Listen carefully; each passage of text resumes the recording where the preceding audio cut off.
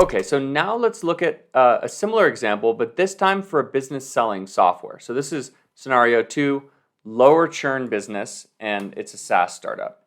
So the customer count in terms of the July cohort is exactly the same, 3,500 customers.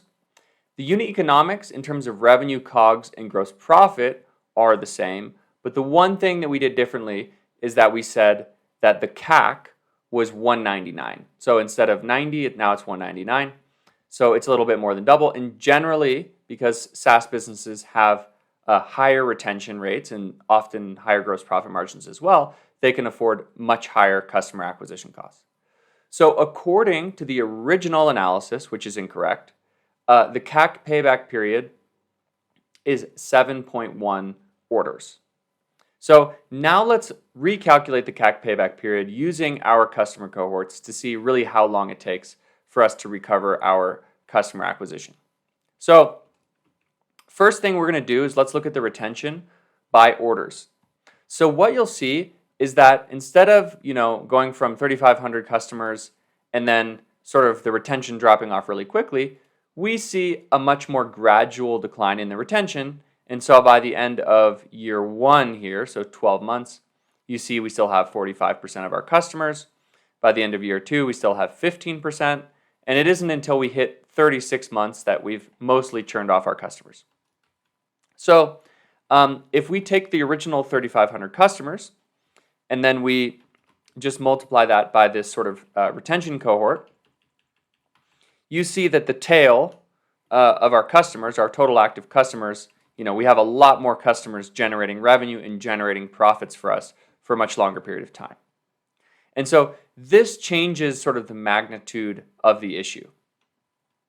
So let's look at our customer acquisition cost would be 3,500 customers times 199. So this is higher. This is almost 700,000 instead of 315, but the retention is much better.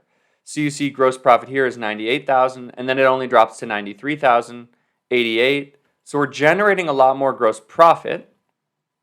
And so the question is, here we have the cumulative gross profit. When does it surpass 696? That's when we break even. And here you can see that it does so in really sometime in month 9. So month 9 is really when you actually break even. And so, still month 9 is longer, sort of 9 months is longer than 7 months.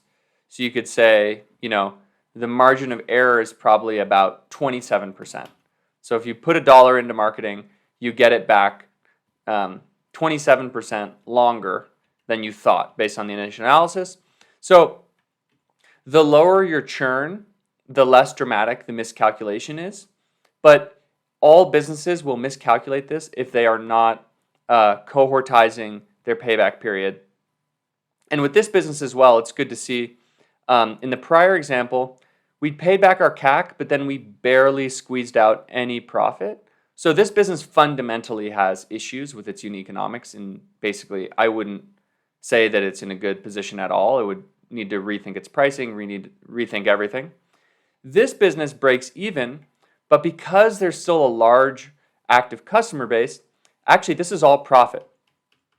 So it ends up paying back its CAC, and then it pays back its CAC again. So that's sort of a 2 LTV to CAC ratio, and then it keeps going up. So this business is going to be in a stronger position to be able to generate cash flow. And the other thing I just wanted to highlight is, the CAC itself, it really, really changes the situation. So if your CAC was 125, your business, basically is going to be breaking even in month 5. If your CAC was, 225, well, then your business is breaking even in month 11. So small fluctuations in CAC basically kind of dramatically impact the performance of your overall business. So it's good to have a framework like this to do scenario analysis with.